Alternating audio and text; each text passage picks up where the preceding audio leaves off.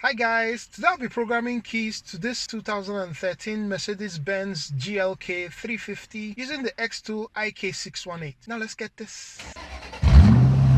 Mercedes tends to be one of the more challenging brands to program, but here's my setup to add a key to this car. In addition to the IK618, you'll need the KC501 accessory, which is sold separately. I also have the infrared key emulator, which comes with the KC501 attached, just in case. I've already reviewed the IK618 and unboxed what comes with the KC501, just in case you're considering either one of these tools. You can catch that video on the screen or in the description. I also leave some coupon details for discounts on both products. Here's the key that's currently programmed to the car. As you can hear, the car unlocks and locks when I push the buttons. And here's the new key I'll be programming to this car. Opening this up and you can see it's an aftermarket key. It has no Mercedes logo. It hasn't been programmed to the car. Now let's get started. I'll select key programming and then Benz, just to state that you don't really need to turn on the ignition at any point during this programming process. I'll select infrared key system and then key programming, add a key. This function will perform the following functions in sequence. 1. Read the EIS information. EIS stands for electronic ignition switch. 2. Obtain the password from the original key. 3. Generate the key file. Write the data to the new key. And yes, internet access is needed for some of the steps of this process, so make sure your tool is connected to the internet. I'll hit OK. Connect the KC501. Insert the original key into the infrared key slot on the KC501. Then click OK. Let's do just that. OK.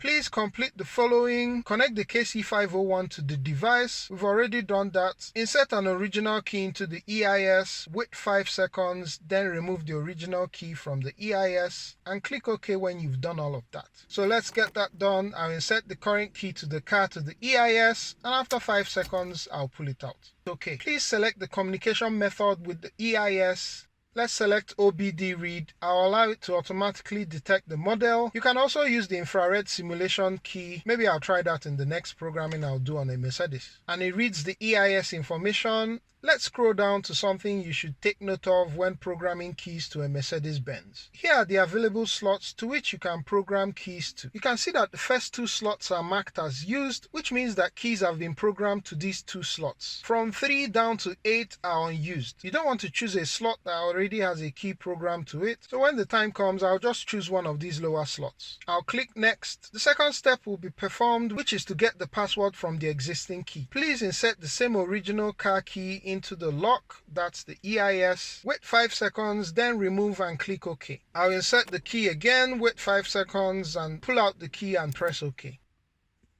And the tool tells us that the original car key has passed the verification and the original car key data will be collected soon. Please remember that after the data collection is complete, the original car key needs to be inserted into the EIS and wait for 30 seconds, and then the car can be started normally after inserting and removing the key several times. Before I go ahead to click OK, here's where XTOOL made an omission in its instructions for this process. What's missing is that you should actually insert the original key back into the infrared slot of the KC501 before clicking OK. I actually had a couple of attempts clicking OK without doing this, and of course the procedure kept on failing until I inserted the key into the KC501 infrared slot. I'll expect this to be addressed in an update. I'll insert the key and then press OK, and password data collection starts. This process generally took about 3 minutes in real time, and after that we have our password. You don't really need to write this down or snap a picture of it. The tool is going to store this and use it when required. I'll click OK. The data collection is complete. Please insert the original key into the EIS without turning on the ignition switch and wait 30 seconds. Pull it out and reinsert it. Note that the original key may need to be plugged and unplugged several times to start the car normally. I'll insert the key into the EIS, and after some 30 seconds of counting under my breath, I pull it out and reinsert it just as the tool says. I'll press OK. The third step, which is generating the key file, will be performed, and I now have the opportunity to choose where the key file will be stored in the EIS. You will remember that slots 1 and 2 were already in use, so I'll just go ahead and choose slot 7. Note that if you're making a smart key, you should select 21 here. This car doesn't have a stop-start button, so I'll just leave it on 51 for non-smart keys. I'll try and find another Mercedes-Benz with the stop-start button so that I can try out if this aftermarket key can work as a smart key. Okay, key file generated. The fourth step will be performed, which is to write the key file we just generated into the new key. Connect the KC501 and insert a new key into the infrared slot of the tool. I'll insert the new aftermarket key and press OK.